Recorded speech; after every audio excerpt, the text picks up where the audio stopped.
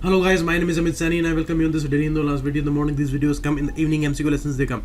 So many articles are there today, and it's a great opportunity and the source to sharpen your skills, and more detail we are getting on all the issues, and on the most important issues, 2, 3, 4, 5 articles are coming. So every day you have a new insight, a new angle there, and that is the best way to get the mature opinion in the UPSC. So that's very important. In the evening lesson, the compilation is very important for the prelims next year. So 10th September it is. Let's start. Pocket News app is trending on Google Play. You can download that. The description of these videos will get below the video, and you can call on these numbers, and the chat section is available here on this website. PDF you will get here on this Facebook group, and Telegram channels link you will also find there. On Instagram you can follow me here, and some words that I found today. Now the first article, it is regarding the international issue and US Taliban peace talks, which are now ended. You see, there is a important announcement by Donald Trump, and actually it was on Twitter. He announced that the cessation of peace negotiation with the Taliban will be there, and it's a dramatic issue because Taliban became so important in this issue. The whole issue was centered on Taliban, and indirectly America accepted that the key for Afghanistan is there with Taliban, and whatever is going to happen there, that will be in the authority of Taliban. So they were discussing all these things. The Qatar talks were going on, where the top leadership of Taliban was talking with the Zalmay Khalilzad, the person America sent there for all the settlement and all the compromises there, and the future assurances which they wanted from Taliban, that Afghanistan will not be misused by any other terrorist groups. Although it looks very laughable and bizarre that they are asking assurance from the Taliban group, which is a kind of a synonym for terrorism and the all problems against humanity, and these are the people who created the biggest fear in the Afghan people in 90s, and still these people are doing the same. They are bombing people, and 1339 fatalities were there in last 8 months, and from that group they are asking for assurance that other terrorist groups and all, they will not disturb this land and they will not misuse Afghanistan after the withdrawal of troops. So that's a unique thing, and that's a dramatic turn that we have seen in this condition. Now they are not revealing the in principle agreement what was concluded between Zalmay Khalilzad and Taliban there, and these high level talks, those were concluded. And now after the bombings when did not stop, then Trump was forced to realize this thing, and they ended these talks with the Taliban, because it is very much clear that Taliban has become so powerful that it is aggressively expressing its stand there, and it is showing to the whole world that America is on its knees in front of us, and this is our land, we rule here, and we will not compromise, and we will get our conditions fulfilled. So all these continuous bombing on consulates and all, these all were the symbols of a kind of American defeat there, and everywhere America is getting exposed, whether it's the Iran issue, whether it's the Korea issue, whether it is the Afghanistan issue, and it is bound to make compromises there, especially in this Afghanistan situation. So these are some you may say examples of erratic decision making, erratic nature of Mr. Trump, and when countries are also divided on most important issues, like we discussed the Iran issue yesterday, where the European countries were not on the same page where Trump was. So that was some issue. The Yemeni situation is also unique, where America's support was there with Saudi Arabia, and still they are not able to win the war there, and they are making compromises, and now the rifts are appearing between these allies who were attacking the Houthis. So this is how indirectly America has to brood over all the situations, and introspection they need to do, because their decision making, their their over egoistic talks now facing some flag there. So that's the issue. So the negotiations were over, and those were on the issue of assurances that they were demanding from Taliban group. So that is also a laughable situation. This line defines everything, that they were demanding assurances from Taliban group. So it's a pitiable condition for Afghanistan. The Afghan government is no more powerful, and it is all clear that they are not ruling any territory. Their people's support may be there, but the dominance and the fear is there for Taliban group. So this is all, and it is not a simple issue. A lot of articles will come on this topic, and we will have to discuss these things in much detail. Okay, so Afghanistan continued to be wrecked by internecine violence, and Taliban increasing its control over several provinces, and government's writ is prevailing only in the north central parts of the country. So this is all, and this article is important for GS paper 2 mainly. Okay, next, a very important article for GS paper 3 and 2 both, issue related to environment, climate accounting, climate financing, and the issue of threats to world ecosystem balance. Now see, Amazon fires, and these are not simple fires, they are burning our future in a way, and the alarm that lacks proportion. You see, it has become a very complex issue, and this article is also very much complex, because they are showing a lot of numbers. They are telling us how these things are important, and some clarification they are trying to make here for the layman, means as a very much simple and understanding we cannot have in this article. So I'm trying to simplify this for you people, because they are trying to explain the balancing factor. They are trying to explain the issue of tussle between the developing and the developed nation, and how this issue is a kind of a new thing and a new opportunity for the developed countries to put pressure on the developing countries, and they are trying to escape from their own duties, and they are trying to distort this climate discourse that is going on for years now. And those things were in a way straight, because lateral demand was there from the developing countries to the developed countries, that you need to support us because it is your responsibility, and whatever issue of climate change is there you have created this problem, and you need to support us. But now when Brazil as a developing country is facing this issue, and bizarre issues are coming out of it, the Bolsonaro's statements here, and the denial of getting the support, and then a threat by Emmanuel Macron, the French president there, that they will think about the deal of EU Mercosur, and that can be economically very problematic for Brazil there, the biggest country there in South American continent. So all these things are extremely complex now, and there can be distortions of the climate discourse in the future. So developing countries need to be very much wary of this situation, and they need to be aware here. So the description is here.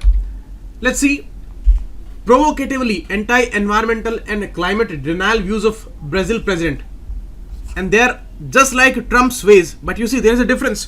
Trump is the leader of most powerful nation, and Bolsonaro is a leader of a developing nation, and there is a huge fight between the developing and the developed in this climate context. So that's why Bolsonaro's views, opinions, and his arrogance is not acceptable here, and the kind of intentions we are observing here, and some kind of confusions and some kind of suspicions are there on these fires. Those need a lot of clarification, and why these are continuing, why there is a denial of support, why Amazon is still burning, and these fires are not getting controlled, and these things are not impossible, but these things are continuing. So what are the reasons? Some clarifications are needed here. Now, allegations, counter allegations, in some absurd way these are going on. Now, unfortunately, the line says, in this confrontation, facts and scientific evidences have become collateral damage.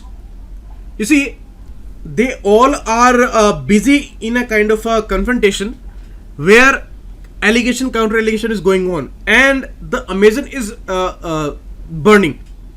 Nobody's more focused on Amazon fires. They are focused on the world political issue here, and the confrontation is also in danger of skewing the global discourse on climate policy, as I explained to you, opening the way for unprecedented pressure from developed countries on the global south. Global south means all the developing countries group. Means global south is what? The Bandung conference, which happened in 1955. Then they started this term. They started using this term as global south. Means Indonesia, India, South Africa, and Brazil. All these developing countries which are located on the south of their continents. So global south, and mainly the global north, where most of these Western countries are there, and they are richer countries, developed countries. So this fight is between global north and global south, if we talk about climate context. So the pressure is there on global south now, and it's a kind of a very nice excuse for the developed countries to put pressure there, because they are alleging that developing countries are also not very much sincere about this issue, and they are all demanding developed countries support there. They are trying to put pressure there, and they are using historical issues to put pressure today on developed countries, and that is not fair. So this issue of CBDR, common but differentiated responsibility, that discourse may be skewed in the future. You see, emission math, if we see here, that it is not something that there is a climate emergency today. Why we are saying that?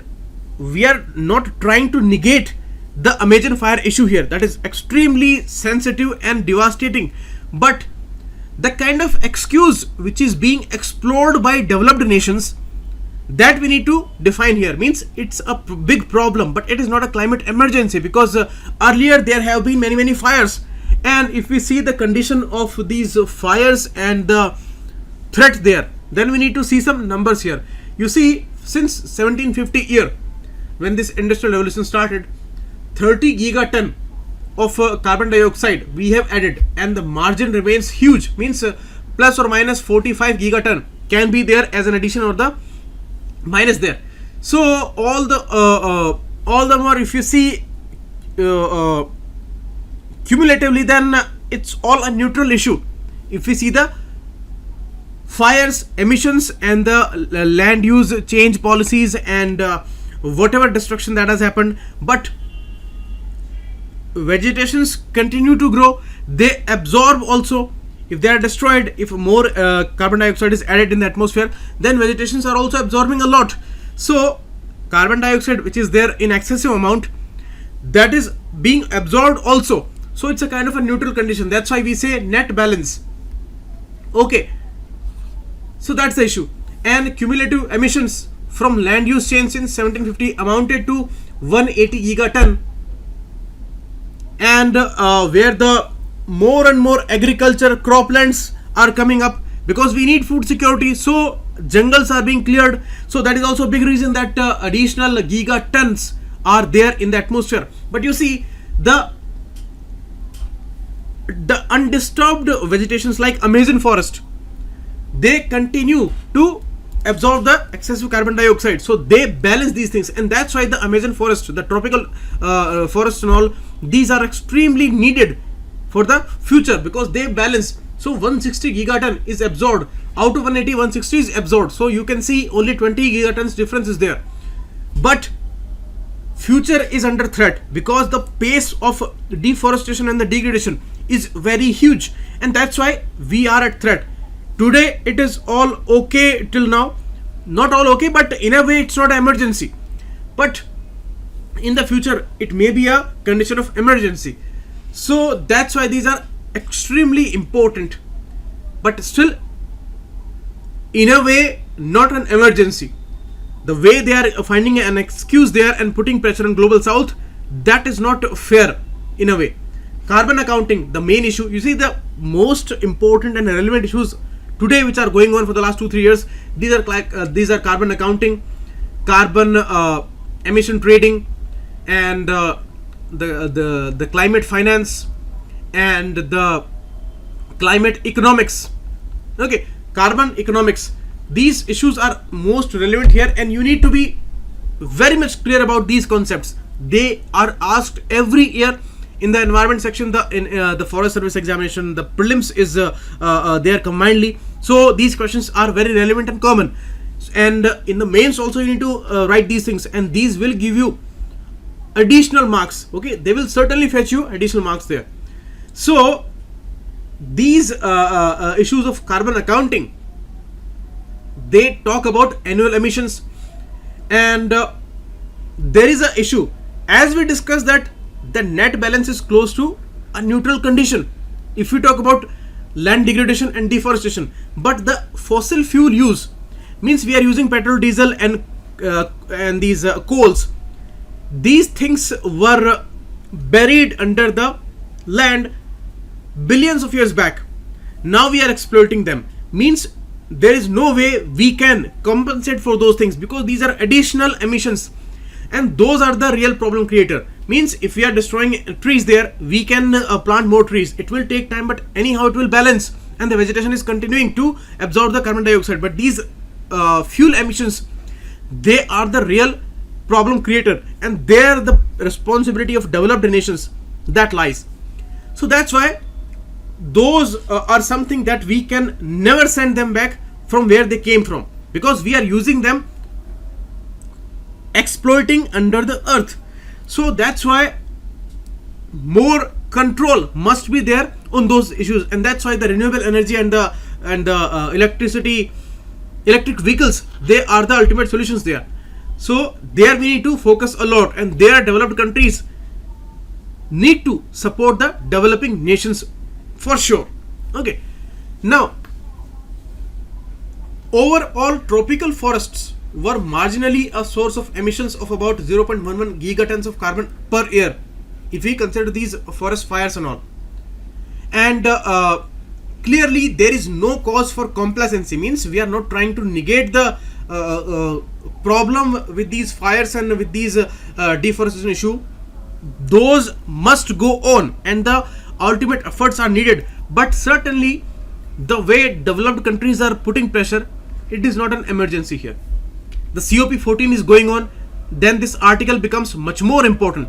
Although it's a very typical article, I know it's a very difficult article to understand, but I'm trying my best here. So COP14 is going on for UNCCD, and this is the only convention that is legally binding there, and that's going on in India right now. So this article becomes much more important. So you need to repeat this thing if you're not understanding right now. So additional points here, there is no magic bullet.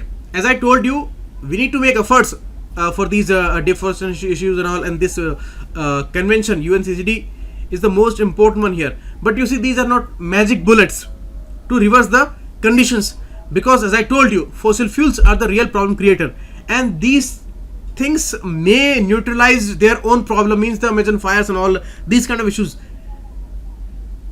they can be managed by these dense vegetations, and they can balance this thing out. But the magic bullet is not there for these fossil fuel emissions, and they have the lasting impact, and we have problems because of those. So that's why there are no magic bullets for that. We need to control those emissions.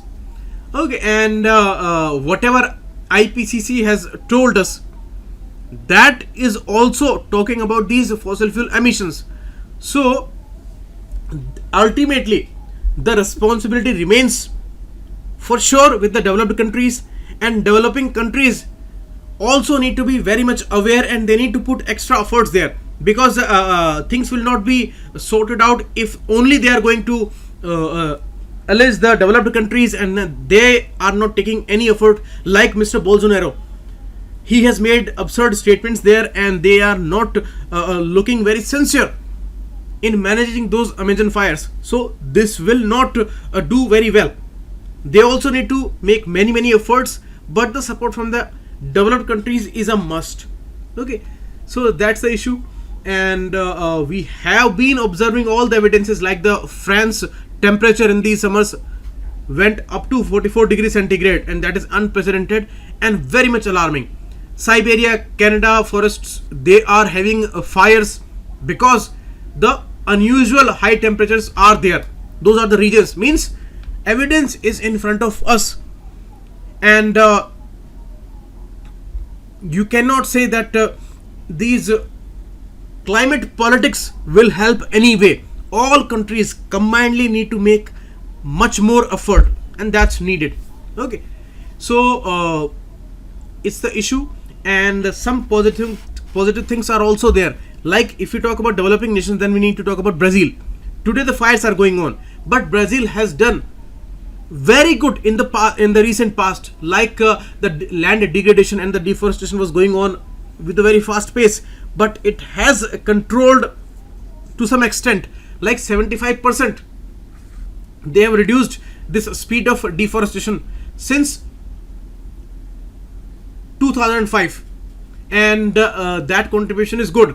And they have managed the agribusiness issue and the farmers issue also. Means they have balanced those things. They have supported their food security, and they have managed the Amazon issue also, although they are not totally successful and the pace is still very high of degradation, but still some issues are commendable. But today what's going on, that will impact the future, and today things do not look very well here. So all countries need to be very much concerned about that. Okay, you see here a report of 2018 by UNFCCC that tells us that developed countries, they talk too much about that, but they have only reduced 1.3% in the last 26 years, and that's really concerning, and that exposes their hypocrisy. And what they say today, that is also very much hypocritical, and that shows their real intention and how they are taking excuses here. You see, you will not imagine what they said.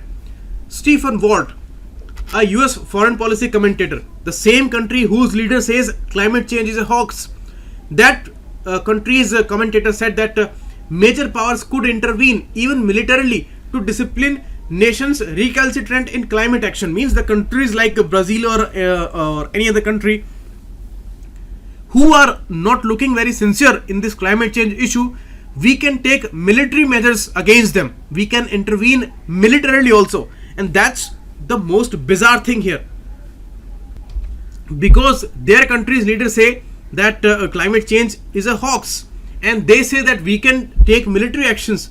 So that's really a disturbing thing, and these kind of comments are really problematic. In a separate instance, the problem which is going on between France and Brazil, the way Emmanuel Macron, the French president, is saying that we will block the EU-Mercosur trade deal to mark the European Union's displeasure there against the decision making of Mr. Bolsonaro and the technique of Amazon fires issue. Means they are trying to show that they are the real protectors of the climate, and these developed countries are actually very much concerned about these issues, and in real sense they are not doing much. So hypocrisy is going on, and the pressure they are trying on global south or the developing countries, and that's really concerning. Next article talking about the very important issue of balancing factor, which is being tried by India in the America, Russia, China and India angle. Although more complex is the America, Russia and India triangle, and a lot of allegations were there that India is going more towards America, the inclination is more towards American side. They are signing a lot of deals and all, and they are losing Russia. But 2-3 times we have shown that Russia is nowhere away from us, and we are maintaining our friendship, and Russia is also reciprocating here. That's very good. The Vladivostok summit recently which happened, where we attended it, and we announced our line of credit, $1 billion. That's really a good balancer. Earlier, the S-400 deal that we signed bravely, and putting aside all the allegations that we are compromising with Russia there, so that was also a great balancer. So these things are really a booster in India-Russia relationship. Here, Dmitry Frolovsky, he says that the strategic triangle is under a lot of pressure because the conditions are really difficult. The US-China trade wars are going on. World growth is also very much in a difficult phase, and the balance of powers, they are shifting continuously. But here we have a great opportunity, and the way we were invited, we took part in that summit, and the way we are balancing here, that's really commendable, and that will bolster India-Russia relations further for future. And New Delhi is specifically concerned about Russia because they are coming too close to China, and both these countries, Russia and China, they are supporting each other psychologically, geopolitically, and in all sense, and they are trying to build a good rapport there. Although in the past they were in a way enemies, but now they are very good friends. So that's really concerning for in New Delhi. But when we are attracted by America again and again, then Russia is very much concerned. So Russia is trying to get back India on the table again and again, and Russia is also very of a situation where Chinese hegemony is rising in the Eurasian region. For China and Russia, Eurasia is a big dream because this is the Asian century, and things are not going great in the West. So all are focused towards East. And after 2014, Russia is focused on its Eastern Asian Russia part, the Far East region, and that's why this summit is very much important. So Russia is trying to make up things with India for two reasons: for the American region and for the Chinese region too, because Chinese hegemony is also can be a problem for Russia in the future, because Russia is the powerful country there, but Chinese rise is very, very fast, and America has taken China too seriously because China is the biggest rival now, more than Russia. For China, America is concerned, and that's why it can be a concern for Russia too. Means they are building a good rapport with China, but obviously they want to remain the most important one here. So that's why they do not want to give Russia a free hand there. So they want to keep China in a check, in a sense. Okay, so Russia wants to control Chinese hegemony also, and that is also a big reason that they are trying to build a continuous good rapport with India too. So that's why India's involvement is very much opportune here. Okay, so two big reasons are there for Russia to get India back on the track. Obviously we have not lost the track, but after these allegations and after this American inclination, Russia would want India back on the earlier positions. So there we have advantage on both the sides.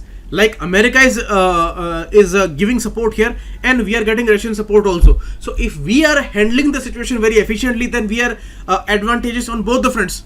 But if we are weak in our judgments, in our diplomacy, then certainly we will have problems from both the sides. We are there in the center.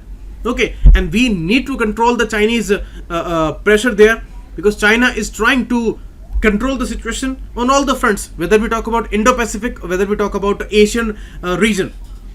Belt and Road Initiative is a big expectation for China, and it has established all the roads and infrastructure in the Eurasian region. So they have a lot of expectations for the Eurasian region, and there they do not want an Indian rise. But for multiple reasons, Russia and America both are trying to woo India here. That's for sure. You see the numbers. The trade grew by 22% 2017 year, 17% for the last year. So these are good signs. We will be close to $30 billion trade by 2025. So that's really very good. Russia's oil giants. You please note down all these things. Russia's oil giant Rosneft, that has invested in SR Oil, the second biggest giant in this refinery area. So $12.9 billion they have invested. That's really, really huge. And they are studying the feasibility of Nagpur-Sikandrabad high-speed rail project. There are Russians are going to support there. So that's really great. Butyl rubber is in much demand now, because India's automobile sector is very much flamboyant, and that is rising with a good pace. Although some problems are there in present, but we need more and more butyl rubber for the vehicles industry. So that is focused a lot, and Russia has enormous technologies.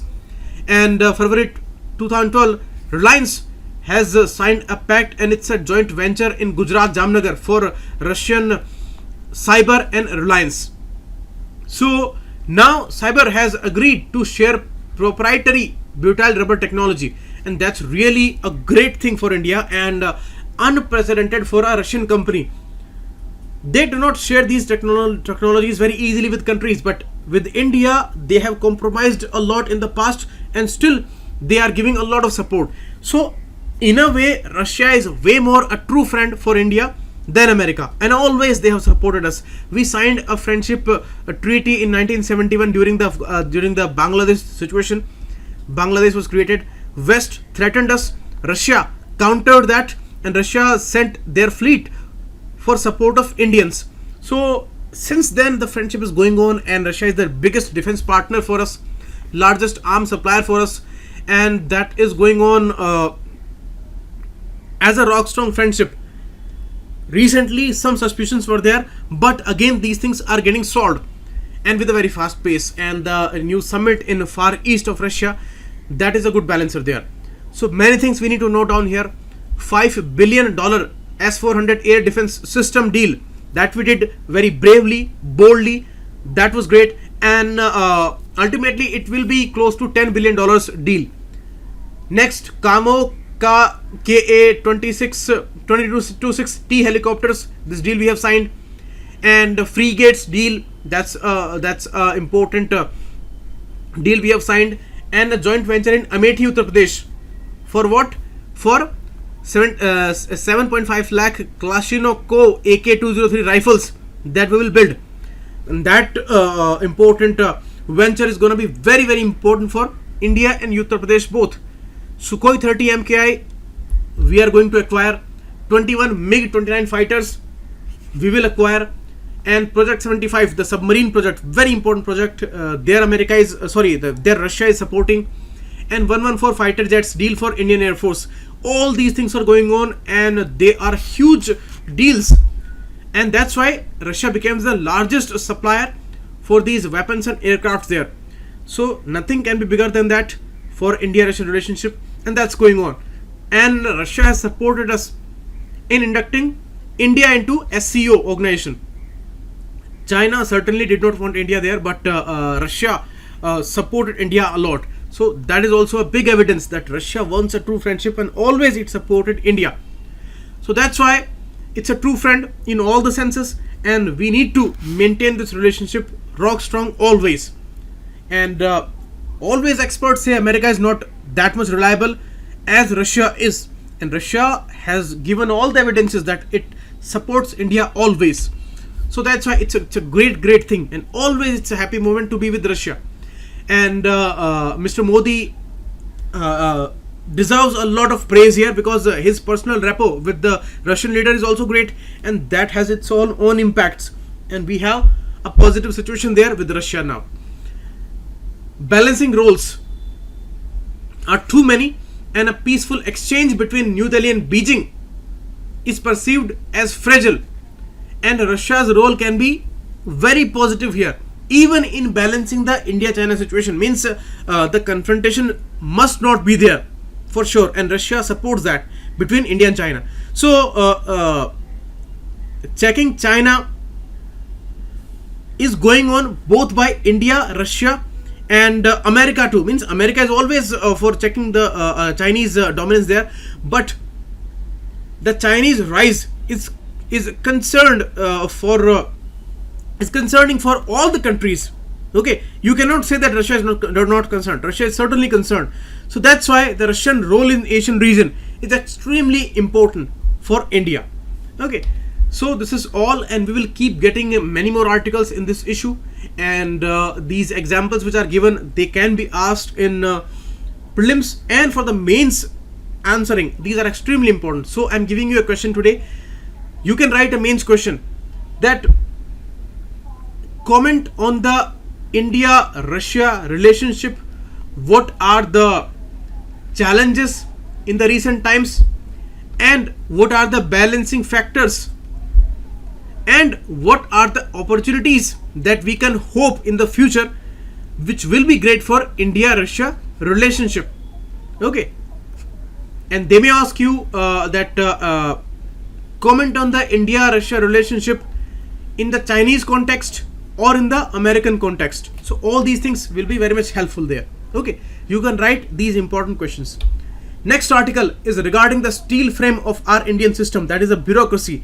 And you may have many instances where politicians are shifting all the blames on bureaucracy, but I can never support this argument that bureaucrats are all corrupt. They are corrupt in very less numbers, and most of them are very much hardworking, dedicated, and very much concerned about this country. And they have shown this thing, they have given these evidences many times that they think about this country and they do not compromise.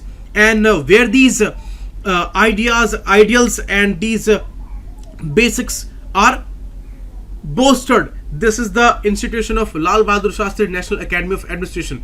Very much prestigious institution, one of the most important one in this country, established in Missouri in 1959 in Himalayan peaks, and always inspiring these trainees that you have a great future ahead for this country and you need to dedicate your life for that. A lot of sacrifices you need to make, but your ideals must be very high, and they maintain this position. Recently many suspicions are going on. A lot of officers are under pressure, they are resigning, and some even committed suicides, but they have maintained these ethos and they are showing us that they do not compromise. If some things are problematic, then they are too brave to report these things, and they do not compromise. And their ethos and their ideals are also expressed with these resignations. If they need to compromise for this country, that's okay, but if they need to compromise their ideals to save this country, then certainly they are resigning, and that thing is really great. So that's why a lot of things are concerning, and today we need to ask many questions, and today we need to take care about the bureaucracy here. This steel frame has maintained and supported this country all these years, and you can say this is the single institution that has given a strength to this country to grow further with a very fast pace. But this will be compromised if the steel frame will be compromised, and that is also by these politicians who are really not concerned about this country, and they are all concerned about their own political existence. And these evidences are all in front of us that they can go to any law to save their existence there, and they can shift any kind of blame on the bureaucracy. That is all evident. So that's why these issues are extremely concerning.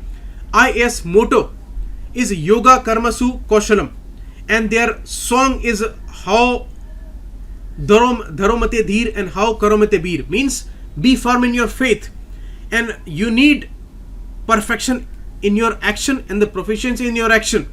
These things are symbolic to the national expectation from these bureaucracy, and they are nowhere compromising on their ideals and on these lines to serve their country. That is seen in many instances. So that's why it's all very much inspiring. And these two All India services, IAS and IPS, they manifest all these ideals in their serving to the nation. In 1960, a common foundation course was started, and this has become a real controversy in the recent times, where they have added some new things, and they say that some things are really problematic. They have made some assessments and marking very much crucial for their appointments and all, for their postings and all, and some questions are really raised, but they have maintained an unaltered system that purify the ideas, that purify the strengths, and that has given a real boost to the courage to these aspirants. And these kind of trainings, these kind of courses, these kind of psychological assessments are available in the training, which are real boosters, confidence boosters in these officials. Like in 1969, a district training being sandwiched between institutional exposure at the academy, and these remained broadly unaltered, and these trainings are going on in the same way, and they have maintained a kind of a decorum, a kind of a prestige in its sense, and they demand a lot of dedication, and it is reciprocated with the same level of dedication by the trainees there. So it is all a proud thing for this country. And you see, IAS trainees are now awarded an MA degree in public administration and public management by Jawaharlal Nehru University, and mid-career trainings programs are going on for the officers. Means there is no doubt about this institution and their training purposes, and no doubt about their skills when they come to serve this country. This academy now houses 5 national research centers regarding rural studies, disaster management, gender, public system management, and leadership development, and the competency assessments. So very basic socio-economic themes are there, and very much important administrative themes are there. So they are making them very much efficient. Kargil Review Committee recommendations were there regarding a joint civil military program on national security for these trainees. So that is going on since 2001. So there is no lack of skill management and skill promotion there, and they are very much efficient in handling those situations. So that's why they are hard worker, they are skilled, they are professional, they are trained very well, and they are having that dedication. So that's why there are very less instances that they become corrupt and they compromise the ideals there for their own gains, and many times they are living a life under pressure. So that's why we must be very much concerned about this steel frame there. A lot of false arguments are spread against the bureaucracy, that these are all problem creators and they do not execute plans, and government is all sincere and these are the corrupt people who block all the progress. These are false arguments, and these kind of rumors are spread regarding bureaucracy. We need to curb all these things, because the bureaucracy is the real steel frame, and that has maintained this country in its posture. So the ongoing concerns we need to see here, and whatever authority is there, whether it's these courts, whether these important institutions, autonomous institutions, they take care about these things. But anyhow, all of them, they need to be concerned here. That is the ultimate message, because many questions are there regarding enormous pressures on the bureaucracy, because this way the kind of developments we are observing in this country, these are really problematic, and these are the evidences of the sincerity and the honesty of these officers when they resign and they say that we defy all the pressures, all the fears, and we cannot compromise with this country. So in this ongoing condition and in this ongoing tussle between the integrity and the uncontrolled political ambitions of these politicians, that can be a real killer for this country.